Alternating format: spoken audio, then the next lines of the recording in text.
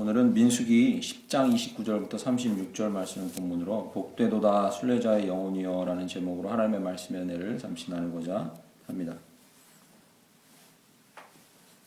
민수기는 개요를 잠깐 10장 오늘 본문 말씀 직전까지 개요를 잠깐만 살펴보면 수를 세는 성경 기억나시죠? 민수기 자체가 수를 센다라는 뜻을 갖고 있는데 1장부터 4장까지는 이스라엘과 레위인들의 수를 세는 장면이고 5장은 죄를 차단하는 방법에 대해서 가르쳐 주십니다. 죄를 차단하는 게 왜 중요하냐면 하나님과의 관계에서 거리낌이 되기 때문에 그렇습니다. 6장은 나실인에 대해서 이야기하죠. 기억나시죠? 우리 전체가 나실인이다 말씀드렸고 7장은요.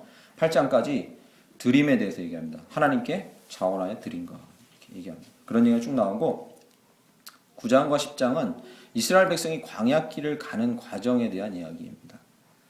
지난 새벽에 이번 주간에 나눈 대로 9장은 하나님께서 광야에서 이스라엘 백성을 인도하시는 방식에 대해서 이야기합니다. 두 가지 나오는데 여러분 꼭 기억해 두시면 좋습니다. 하나는 구름으로 인도하셨습니다. 기억나시죠? 그 안에 불을 품고 있던 구름이 어디로 갈지를 가르쳐 주십니다. 또 하나는요. 나팔입니다. 나팔. 지난 새벽에 나눴는데 구름이 움직이면 나팔이 불려집니다. 자, 갈 때가 됐습니다 하고 큰 나팔 소리가 울립니다. 그러면 그 나팔이 뭘 얘기하냐면요. 반응을 요구하는 거예요. 구름이 떴습니다. 이제 움직이십시오 하고 여러분 반응할 때가 되었습니다. 여러분 성경에 나팔이라는 이야기가 계속 등장합니다. 기억나십니까? 사사기에요. 이방 민족들이 쳐들어와서 굴에 막 숨어있고 움츠러있던 이스라엘 백성이 이제 움직일 때가 되었습니다 라는 큰 소리를 뭐로 듣습니까? 사사들이 나팔을 붑니다. 그러면 그때 반응하는 거죠. 이 나팔 이야기는 요한계시록까지 계속 이어집니다. 기억나시죠? 인이 떼어지고 나팔이 불어지고 대접이 쏟아집니다.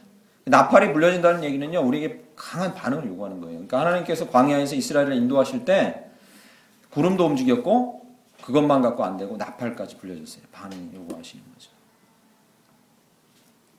오늘 10장은 어떻게 하나님께서 광야에서 이스라엘을 인도하셨나 그 방식을 말하고자 하는 게 아닙니다.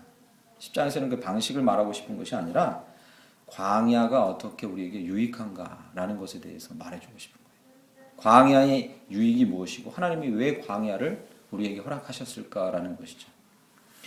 이것을 잠시 나누기 전에 두 가지 전제가 기억되어야 합니다. 우리가 두 가지 전제를 알아야 하는데 첫 번째는 이것입니다. 광야가 우리 삶의 일정 기간을 얘기한다고 말하는 분들이 있는데 그건 잘못됐다는 거죠. 저도 예전에 그런 말을 썼어요. 어떤 말을 썼냐면 저희 동기들 신대원 나온 친구들이나 대학 졸업한 친구들한테 삶이 막 제가 어려운 터널로 들어갈 때 애들한테 이렇게 얘기해요. 제가 지금 광야로 들어갑니다. 이렇게요. 그러니까 좀 잘 풀릴 때는 광야가 아닌 것 같은데 잘 안 돼 보려면 제가 지금 광야길에 있습니다. 이렇게 얘기합니다. 삶의 일정한 부분이 광야라고 나의 삶에 광야 같은 시간이 있었구나라고 얘기하는데 그것은 엄밀하게 말하면 틀린 말입니다. 삶 자체가 광야인 거죠. 우리는 광야와 같은 삶에서 절대로 죽을 때까지 벗어날 수가 없습니다. 우리의 삶, 인생 모든 여정 자체가 광야예요.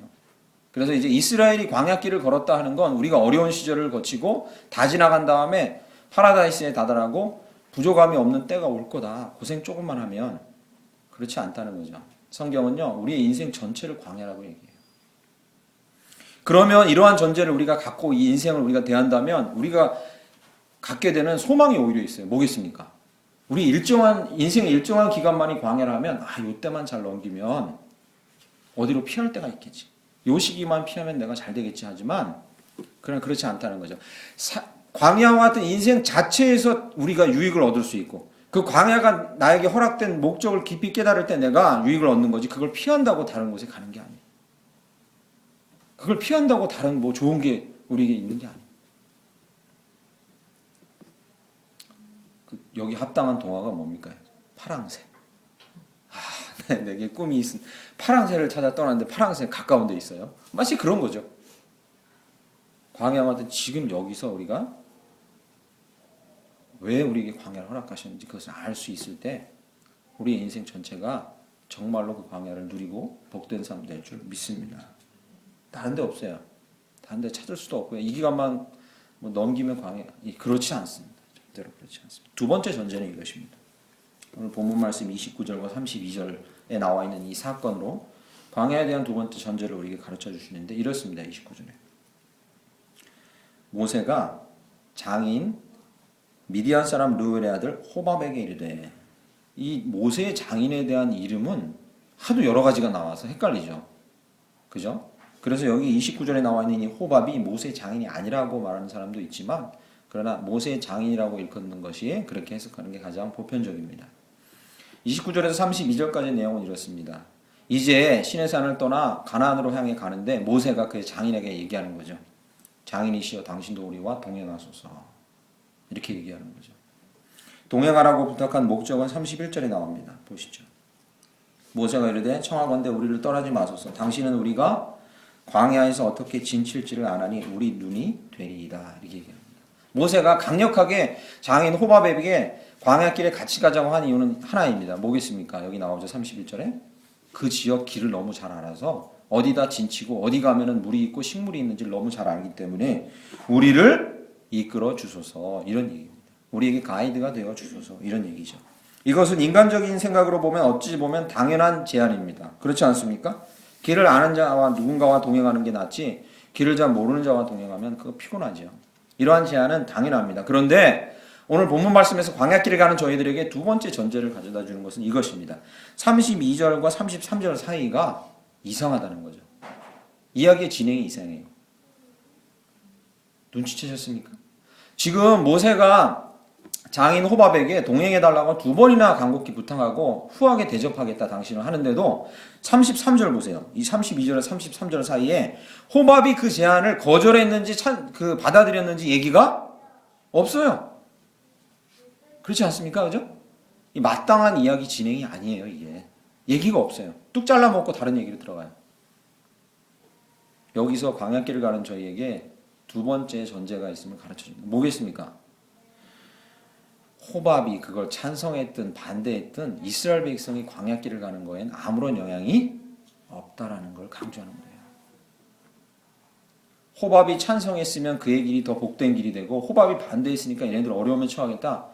그런 건 상관없는 일이에요. 큰 상관없다는 거죠. 궁극적인 목적을 이루는, 즉 가나안 땅에 이르기 위한 것에는 궁극적으로 큰 영향을 미치지 못하는 것이다라고 무시를 해버린 거예요. 그 다음에 얘기가 없어요. 그래도 좀 궁금하시죠? 호밥이 같이 갔을까요? 안 갔을까요? 신학자들은 결론 내립니다. 이 당시 배경사를 다 연구해 보면 호밥은 결국 같이 갔어요. 모세는 같이 동행했습니다. 그런데 그걸 언급하고 싶지도 않고 그럴 필요가 없다고 성경은 얘기하는 거예요. 저희에게 두 번째 전제를 가르쳐 주는 거죠. 뭐겠습니까? 사람이 우리를 인도하고 우리를 이 광야 같은 삶 가운데서 우리를 궁극적으로 인도하고 도움 줄 존재가 아니라는 거죠. 할렐루야. 아멘. 그걸 얘기해 주고 있는 거니까. 그러면서 33절부터 36절까지 그것과 대비해서 무슨 얘기가 나옵니까? 호밥은 이런 방구 대답을 안 했는데 33절부터 무슨 얘기가 나옵니까? 하나님이 그 백성을 친히 인도하시는 이야기가 여기 나오는 거죠. 호밥이 대답했냐 안 했냐 절대 중요하지 않다. 그런 거. 궁극적으로 그건 중요한 게 아니다. 내가 너희를 친히 인도하고 있다. 할렐루야. 그걸 말해주고 싶은 거예요, 하나님. 그래서 다시 한번 시간이 많지 않지만 이 광야는 우리에게 그 광야를 거치는 동안에 또 다른 무엇이 있을 거다라고 말하는 게 아니라 광야길 가운데 우리에게 강력하게 도전하시는 거죠. 광야길 같은 인생에서 우리에게 도전하고 계세요. 무슨 도전이요?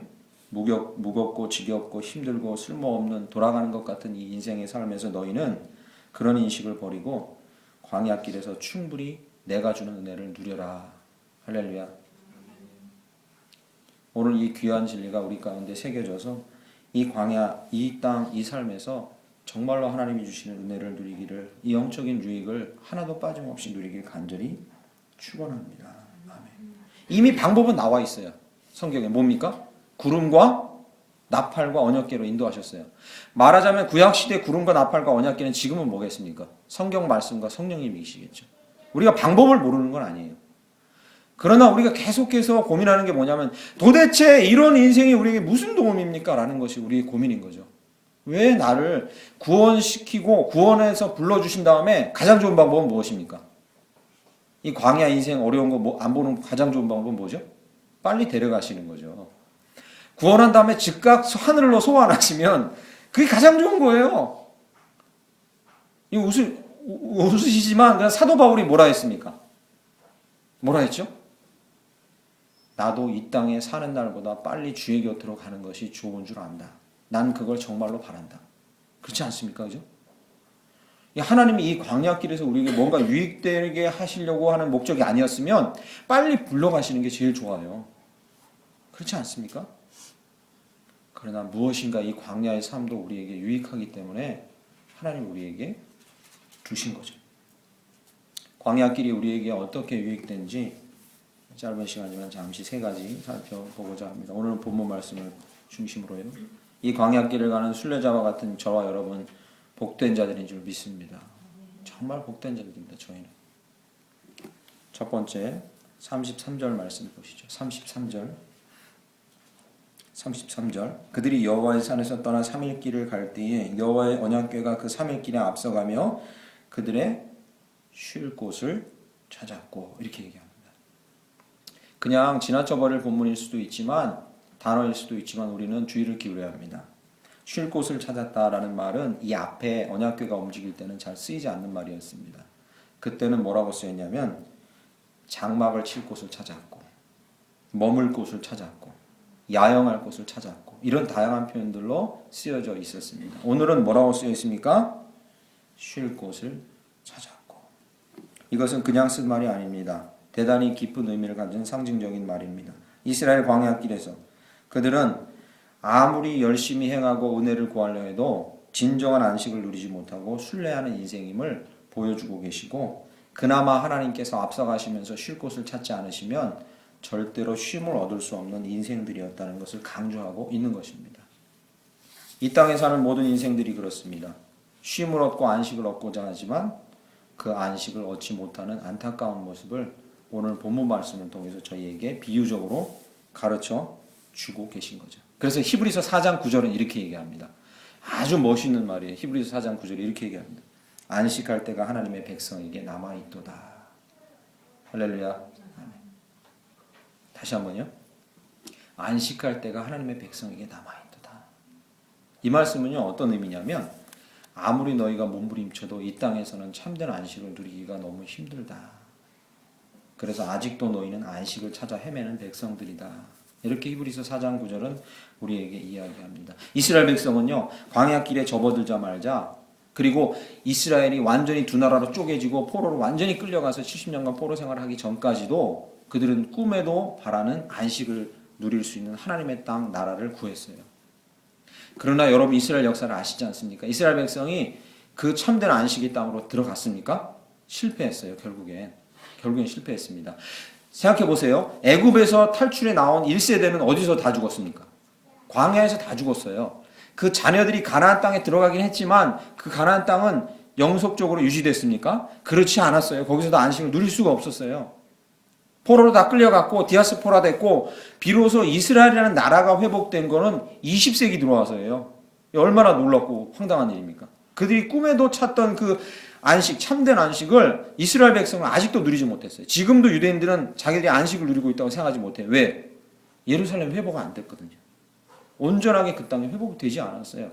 아직도 안식을 못 찾았어요. 우리의 삶과 너무 비슷하죠. 결코 피할 수 없고 피할 데도 없고 피할 방법이 없어요. 안식을 추구하지만 참된 안식을 찾기 너무 힘듭니다. 조금 뭔가 잘 풀릴 것 같으면 생각지도 않은 일들이 너무나 많이 몰려옵니다. 그렇지 않습니까? 그것도 내가 감당하기 너무 힘든 생각지 않은 일들이 밀려와요. 저는 2002년 그때 잊지 못합니다. 이 얘기는 길게 할 건 아니지만 그러나 그때가 제 인생은 정말 가장 큰 충격이었습니다. 이 강도사 인허 받고 서울에서 아주 그래도 건실한 교회에 강도사 인허 받고 전임 사역을 딱 시작하면서 정말 부족할 게 없었어요.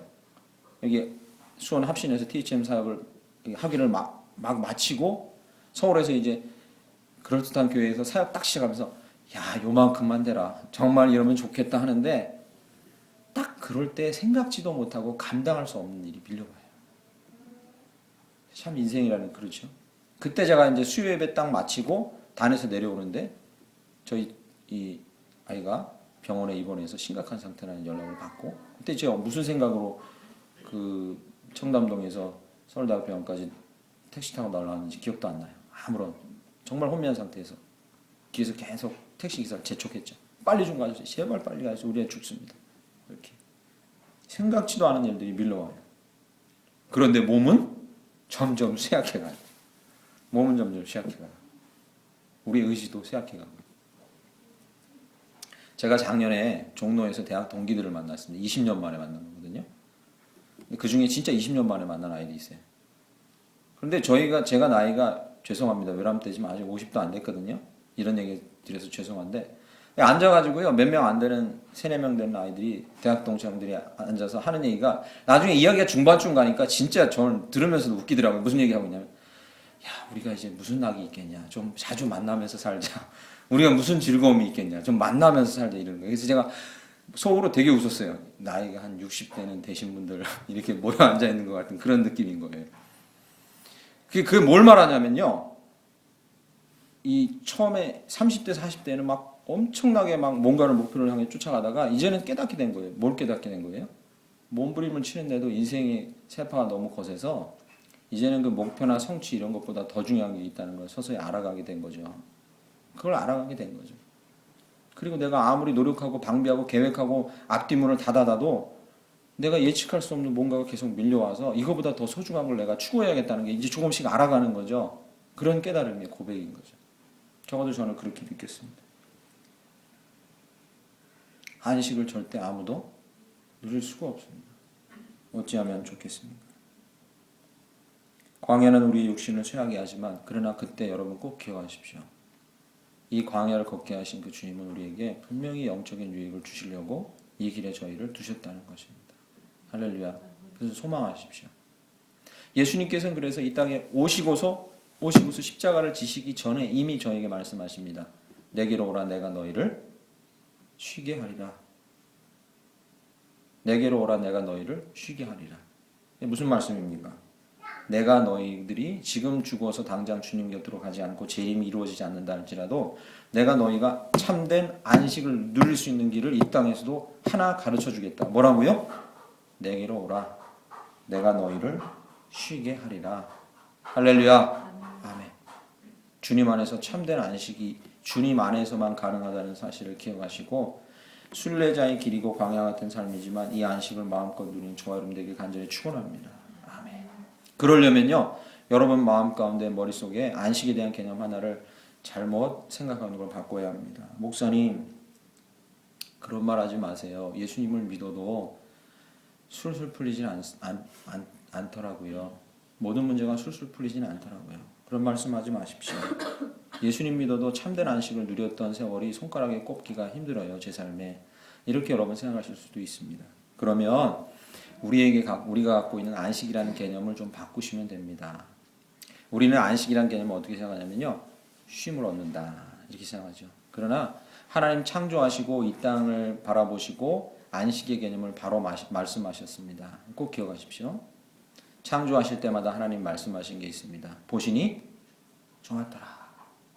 보시니 좋았더라. 여기에 안식의 개념이 들어있습니다. 안식은요. 아무것도 하지 않고 편안하게 내가 쉼을 얻는 것이 아니라 안식은 하나님께서 창조하시고 섭리하시는 것을 누리는 것이 안식입니다. 할렐루야. 이게 하나님께서 창조하시고 섭리하신 것을 누리는 삶이 안식인 거예요. 아무것도 하는 일이 없고 편안한 게 안식이 아닙니다.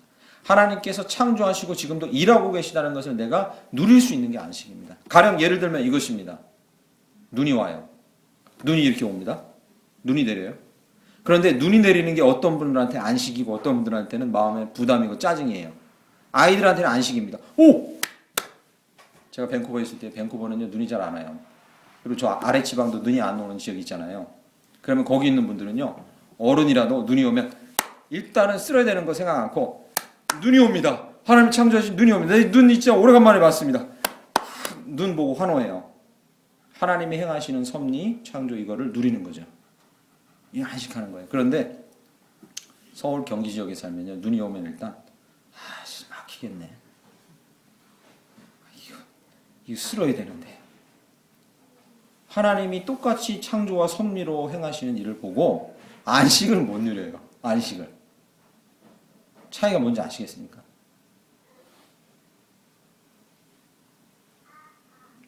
제가 지금 러시아 작가 솔제니친이라는 작가가 쓴 암병동이라는 책을 읽고 있어요. 제 주변에 요즘에 암으로 고통받으시는 분이 많아서 직접 가서 항상 옆에 있지 못하고 여러 명이 있습니다. 그래서 처음엔 책 제목만 보고 암 걸리신 분들 마음을 이해하겠다라고 읽었는데 이건 암에 대한 책이 아니에요. 러시아 스탈린 시대를 막 지나오면서 러시아인들이 겪었던 그 고된 삶을 그대로 다 담아놓은 책인데 정말 엄청난 책이더라고요. 그런데 그 중에 주인공 중에 한 명이요. 스탈린에게 잠깐 잘못된 얘기를 했다가 바로 끌려가요. 저희 나라 예전에 그 삼천교육 때 끌려가서 5년이 넘는 세월 동안 감옥에 있다가 또 7년이 넘는 세월 동안 유형지로 가요. 당시 러시아 유형지가 뭐냐면 그 바깥을 못 벗어나요. 그런데 가장 춥고 가장 척박한 땅으로 유배 보내는 거죠. 그런데 정말 책 중간 부분에 정말 멋있는 얘기가 나옵니다.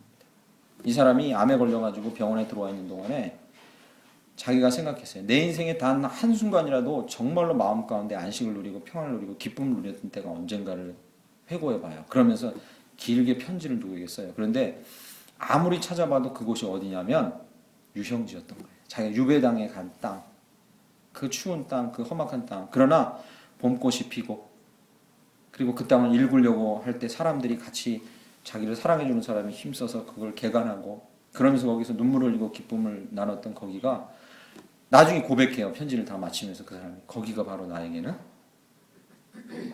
천국이었다. 이렇게 고백해요.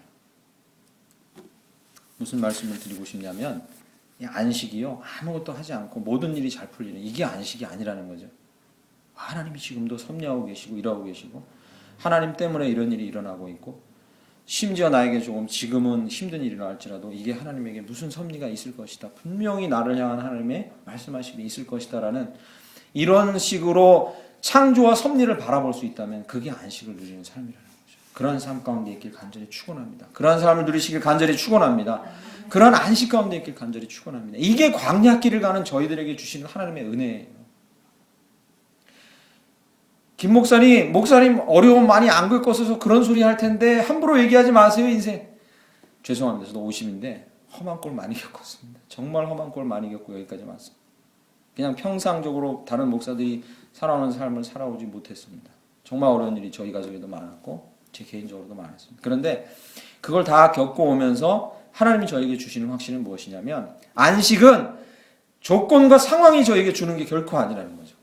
편안하고 아무것도 없는 일이 안식이 아니라는 거죠. 창조와 섭리를 누릴 수 있는 자가 안식이다. 그런 사람 되길 간절히 축원합니다. 아멘. 34절에 보면요. 이렇게 나옵니다. 그들이 진영을 떠날 때에 낮에는 여호와의 구름이 그 위에 덮였었더라. 할렐루야.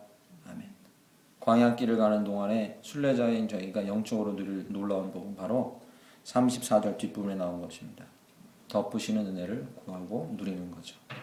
이러한 은혜가 저와 여러분 가운데 있기를 간절히 축원합니다. 아멘. 여호와의 구름이 그들을 덮었답니다. 여호와의 구름이 그들을 덮는다는 것은 상징적으로 뭘 의미합니까? 낮에는 땡볕에, 밤에는 추위에 그것들로부터 그들을 보호한다는 거죠. 그래서 덮으신다는 은혜는 첫 번째 의미는 보호하심입니다. 그러나 덮으신다는 이 말 안에는 그보다 더 놀라운 의미가 있다는 걸 저희가 잘 알고 있습니다. 무엇입니까? 덮으시는 은혜는 아담 때부터 이어졌습니다. 어떻게 해요? 죄를 짓고 숨어있는 그들에게 하나님의 얼굴도 볼 수 없는 그들에게 하나님 옷을 지어 덮으시면서 그들에게 뭘 보장하신 거죠? 너희가 죄를 지었지만 언제든지 너의 마음을 바꾸고 나에게 나오려고 한다면 나는 너를 받아주겠다. 아멘. 그 은혜를 부어주신 거죠. 그 은혜가 흘러 성경에 흘러 어디까지 이릅니까? 예수 그리스도의 보혈로 우리를 덮으시는 은혜까지 이어지는 줄 믿습니다. 여기서 덮는다는 이 단어는 구름으로 이스라엘 백성을 그냥 덮은 그런 차원이 아니라 광야길을 가는 저희들에게 예수의 보혈로 저희를 덮으셔서 하나님 앞에 담대히 기쁨으로 나아갈 수 있게 해주신다라는 은혜입니다. 예수의 보혈로 우리를 덮어서 세상으로부터 사단으로부터 오는 모든 미혹과 공격으로부터 우리를 보호해 주신다는 의미. 그래서 광야길에서 우리가 누릴 수 있는 두 번째 놀라운 은혜는 첫 번째는 무엇이었습니까? 안식이죠. 두 번째는요. 평안인 것이죠. 내가 하나님 앞에 어떻게 나가지? 이 모습으로 어떻게 나가지? 이렇게 부끄러운 모습으로 어떻게 나가지? 예수의 보혈로 덮인 자들에게는 담대히 나아갈 평안이 있는 줄 믿습니다. 예수의 보혈로 덮인 자들에게는 이런 세상을 내가 어떻게 살아가지? 풍랑이 일고 폭풍이 인다 할지라도 그 가운데에서 보호하심을 붙들고 평안히 나아가게 될 줄 믿습니다. 이게 우리가 광야길을 가는 동안에 누릴 두 번째 은혜인 거죠. 마지막 세 번째는 이것입니다. 35절 보시죠. 35절. 괴가 떠날 때에는 모세가 말하되 여호와여 일어나사 주의 대적을 흩으시고 주를 미워하는 자가 주 앞에서 도망하게 하소서 하였고 괴가 쉴 때에는 말하되 여호와여 이스라엘 종족들에게 돌아오소서 하였더라. 광야길에서 우리가 누릴 수 있는 마지막 이 놀라운 영적 은혜는 바로 승리입니다. 승리. 여기 본 말씀의 35절을 보시면 주의 대적들을 흩으시고 도망하게 하소서. 할렐루야. 아멘. 하나님의 또 하나의 이름은 무엇입니까? 여호와 니시. 우리에게 승리의 깃발이 되시는 그분인 줄 믿습니다. 아멘. 광야길에 우리가 경험할 수 있는 건요. 치열한 싸움의 현장에서 우리가 승리할 수 있다는 거죠. 이게 우리가 광야길에서 누릴 수 있는 놀라운 은혜입니다. 그런데 꼭 기억하십시오. 승리를 하려면 꼭 기억하셔야 될 게 있습니다. 오늘 본문에서 잘 보시죠. 35절에 괴가 떠날 때는 모세가 말하되 여호와여 일어나사, 그 다음 중요합니다. 그 다음 잘 보세요. 여호와여 일어나사 주의 대적들을 흩으시고, 또 한 번 반복됩니다. 주를 미워하는 자가 주 앞에서 도망하게 하소서. 뭐 이상한 거 안 보십니까? 이게 포인트입니다. 35절에 누구의 적입니까? 우리 적이 아니라 주님의 적입니다. 모세의 기가 막힌 고백을 보십시오. 제대로 고백하는 거죠. 우리가 이 땅에서 미혹당하고 우리가 공격당하고 우리가 어려움에 처했다면 그것은 우리를 공격하는 게 아니라 감히 누구를 공격하고 있는 거예요? 하나님을 공격하고 있는 거죠. 하나님을. 하나님의 백성을 건들고 하나님의 백성을 공격한다는 건 하나님을 향해 대적하고 공격한다는 것과 같은 뜻인 거죠. 꼭 기억하셔야 됩니다. 광야길을 가는 동안에 저희가 승리하려면 이것을 꼭 기억하셔야 돼요. 꼭 기억하셔야 됩니다. 그러므로 이 땅의 영적인 순례자로서 걸어가는 동안에 우리가 누릴 이 승리의 기쁨을 누리려면 이러한 삶을 살아야 합니다. 우리에게 다가오는 모든 것들을 인식하고 분별하고 그 뒤에 하나님을 공격하는 것이 무엇인지 깨닫고 하나님에게 그 싸움을 맡겨 드려야 된다는 거죠. 이러한 삶을 사실 간절히 축원합니다. 하나님 앞에 맡겨 드려야 된다는 거죠. 그리고 이렇게 인정하는 거죠.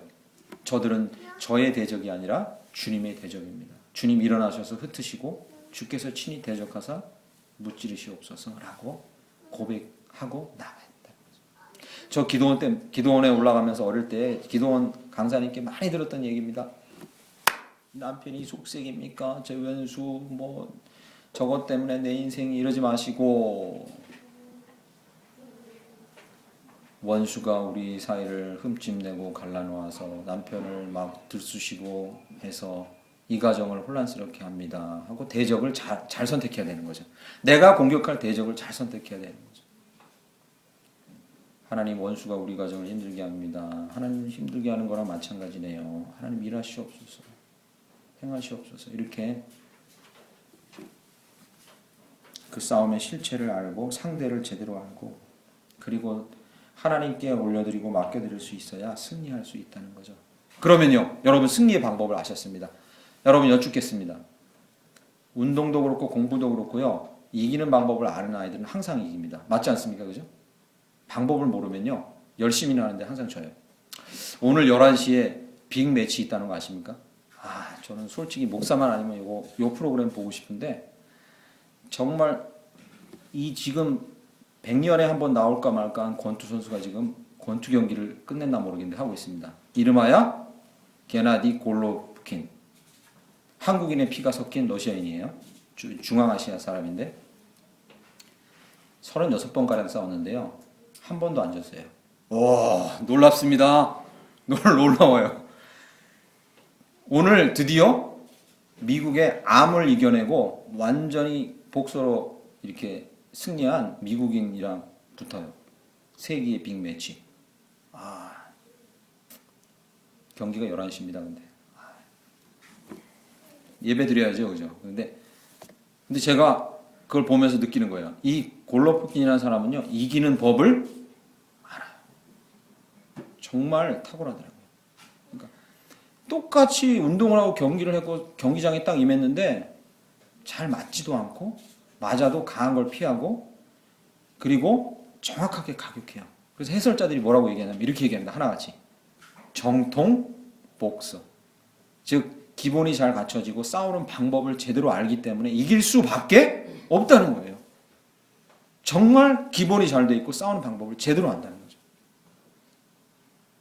영적인 삶, 광야의 길 가운데 우리가 승리하기를 원한다면, 그러한 영적인 유익을 누리기를 원한다면 우리의 대적이 사람들이 아니고 우리의 대적이 정부가 아니고 우리의 대적이 우리를 괴롭히는 사람들이 아닌 것을 우리가 알아야 합니다. 주님께서 그 대적을 친히 무찌르시도록 주님의 손에 올려드리고 나가길 간절히 축원합니다. 아멘. 저와 여러분은 복된 영혼들, 복된 삶입니다. 아멘. 순례자의 영혼이지만 광야길을 가지만 너무나 복된 자들인 줄 믿습니다. 안식과 평안과 승리의 삶을 사시길 간절히 축원합니다.